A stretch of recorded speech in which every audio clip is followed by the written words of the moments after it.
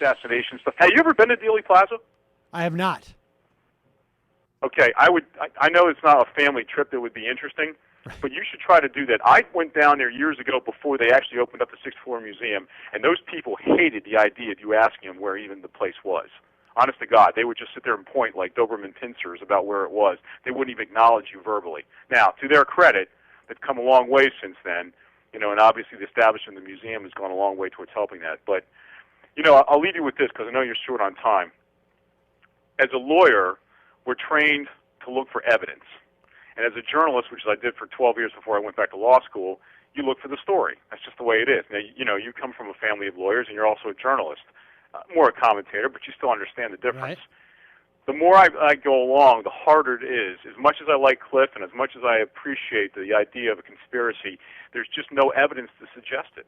There's no physical evidence to suggest that anything else besides one guy shooting 3 shots, was incredibly fortunate to reach his goal that day. I'm not sure that I buy. I mean, I'm completely agnostic as to the idea of there being multiple killers or the grassy knoll or the magic bullet theory. There's no evidence. There's no physical evidence. Like I say, I'm completely agnostic to that. The motivation of Oswald is what I am talking about. The whether or not there was a greater conspiracy to get him in that situation is what I'm talking about. Let me put it this way. 50 years ago, if someone paid him money, let's just say for the sake of argument, and by the way, a lefty killing the president back then in Dallas was about as likely as it happening today. Liberals in Texas back then were about as rare as they are today. I mean, let's just face it. Right. I remember seeing a piece with Norman Mailer about 5 years ago. He said, tell me anything, but don't tell me a liberal lefty was one responsible for killing a Democratic president. That's lunacy. But here's the thing. There's been no paper trail evidence to suggest that Oswald was paid anything. There's not a checking account. There's not a bank account. The guy was broker than Well, I'm not Tudor sure Jones. that money is the situation in this situation like this. I mean, we know this guy. He was goaded into it. Yeah. It's possible. I suppose it's possible, and the obvious beneficiaries would be pretty obvious. But I mean, again, there's no evidence. Where is it? Look, there's an old story in journalism. If you have a secret between 3 people, 2 of them aren't going to keep it. I mean, it's just not going to happen. The problem is you've got to be able to show that there's somebody around somewhere, a girlfriend, an aunt, a relative, an old friend. Somebody's got to know something about some relationship to give it some plausibility. Otherwise, we're just playing parlor games. We know that. We know the circles that he ran in. We know that. True. He was back and forth from Russia. We know that he was, had CIA. He went to the Mexican embassy, and everybody knows that. That's true. Right. But beyond that, I mean, those are in a courtroom. Let's just put it this way: if he had lived, if Ruby hadn't shot him, and that's another story altogether. But let's assume that there was a trial.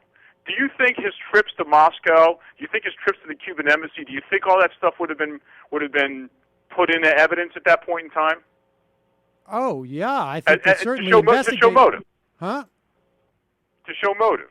To show motive, but I think they would have been more thoroughly investigated, right? I mean, once the guy's dead, right, they also would have been excluded. Well, it's possible. Once the guy's dead, tracking down these things becomes a lot less urgent, doesn't it?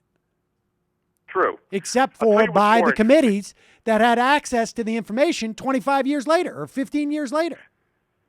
Well, first of all, yeah, they would have made the argument. But, I mean, I just want people to think about this. If there had been a trial, I argue the most powerful piece of evidence to show that he had motive, means, and opportunity would have been the Walker shooting. And if anybody doesn't know about that, they need to go back and review what happened with General Walker back in April of '63. When Oswald came home and told his wife he actually took a shot at the general, but he missed it because the general sneezed and moved his head at the last second. All right?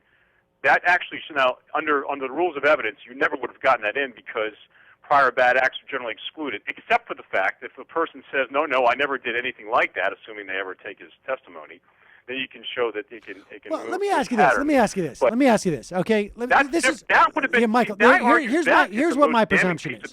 Here's my presumption. Okay. my presumption is this, is that we don't know.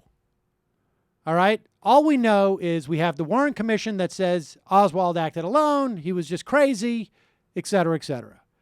On the other hand, we have this congressional committee that says, no, we don't buy that. And we have a guy like John Kerry who says, I don't think he acted alone. Now, this is what I believe. Who said that? I'm sorry? John Kerry. No, you broke up. Who said that last part? John Kerry.